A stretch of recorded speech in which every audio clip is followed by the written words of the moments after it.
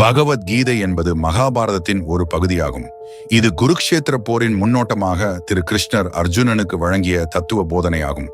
மகாபாரத யுத்தம் தொடங்குவதற்கு முன் பாண்டவர்கள் மற்றும் கௌரவர்கள் குருக்ஷேத்திரத்தில் போருக்கு தயாராகின்றனர். ஆனால் அர்ஜுனன் எதிரே நிற்கும் தன் சொந்த சகோதரர்கள், மாமனார்கள், ஆசான் ஆகியோரை காண மனம் உடைந்து போரிட மறுகிறார். அப்போது அர்ஜுனனின் தேரோட்டியாக இருந்த திரு கிருஷ்ணர் அர்ஜுனனுக்கு பகவத்கீதையை உபதேசிக்கிறார். கர்ம யோகம் தொழில் வழி. தன் கடமையை பற்றாக்குறையின்றி செய்ய வேண்டும். செயலை மட்டும் செய்ய வேண்டும், ஆனால் அதன் பலனை எண்ணக்கூடாது. ஆத்மா அழிவற்றது, உடல் மட்டும் அழியும். எந்த ஒரு செயலும் இறைவனுக்கு அர்ப்பணிக்க வேண்டும். முழுமையான பக்தியுடன் இறைவனை சரணடைந்தால் அனைத்து துன்பங்களும் நீங்கும்.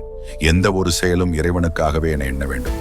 கிருஷ்ணரின் உபதேசத்தினால் அர்ஜுனன் சந்தேகங்களை விட்டுவிட்டு போரிட தயாராகிறார்.